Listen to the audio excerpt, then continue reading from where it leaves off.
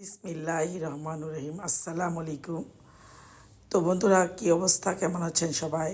আমি আলহামদুলিল্লাহ ভালো আছি।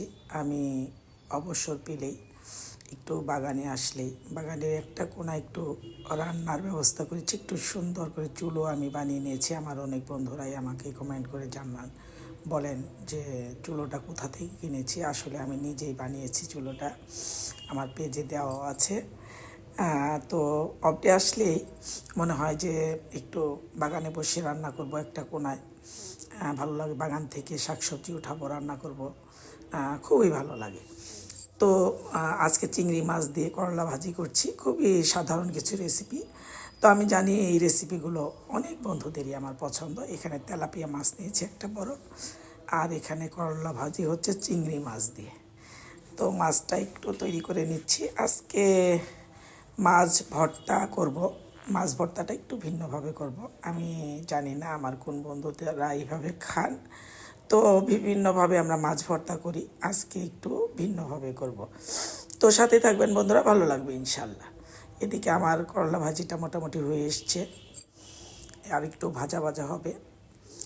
তো এরকম একটু সবাই মিলে একসাথে এই মাটির চুলোতে রান্না করে খেলে আসলে সেই দিনটা খুব ভালো লাগে।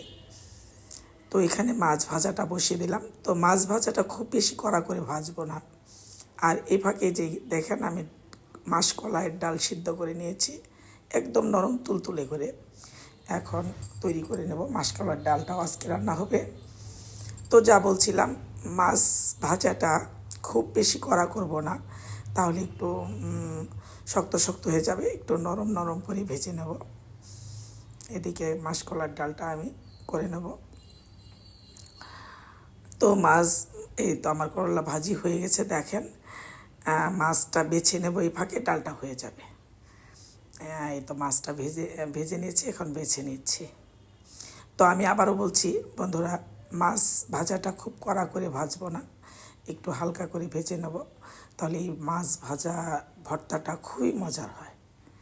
এখন একটু কাটা বেছে নিচ্ছি। তো তেলাপিয়া মাছটা হয় কি, কাটা একটু কম থাকে, মাঝখানে কাটাটা ফেলে দিলে খুব একটা কাটা থাকে না, যার জন্য তেলাপিয়া মাছটা নেওয়া। আমার ডালটা মোটামুটি হয়ে এসছে। আমি ডালটা পেঁয়াজ আর রসুন দিয়ে সুন্দর করে বাগার দিয়ে নেব। বন্ধুরা, আমার রেসিপিগুলো ভালো লাগবে, অবশ্যই সাথে থাকবেন। আমার চ্যানেলটা আপনারা দেখবেন, আমাকে কমেন্ট করে জানাবেন আমার কোথায় ভুল ত্রুটি হচ্ছে, আমি শুধরে নেব। তো আপনারা অবশ্যই আমার চ্যানেলটা দেখবেন, মতামত জানাবেন, একটু মন্তব্য করবেন, ভালো লাগছে মন্দ লাগছে বলবেন, তাহলে ভালো লাগবে ইনশাল্লাহ। তো আমার ডালটা হয়ে গেছে। আজকে মাছের ডাল, তারপরে ভর্তা ভাজি দিয়ে ভাত, খুবই ভালো লাগবে আজকের রেসিপিগুলো।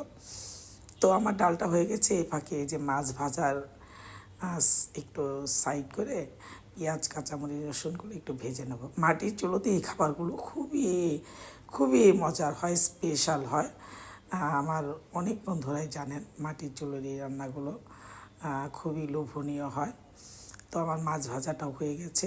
এখন একটু এর সাথে যদি হয় শুকনো মরিচ, আমি একটু শুকনো মরিচ ভেজে নেব।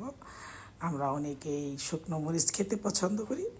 দেখেন, মচমচে শুকনো মরিচ, মচমচে করলা ভাজি আর মাছ ভাজা, আর সাথে হচ্ছে মাসকলাইয়ের ডাল আর গরম গরম ভাত। আমার রেসিপিটা কেমন লাগলো অবশ্যই অবশ্যই কমেন্ট করে জানাবেন। সবাই ভালো থাকবেন, সবার জন্য দোয়া রইল।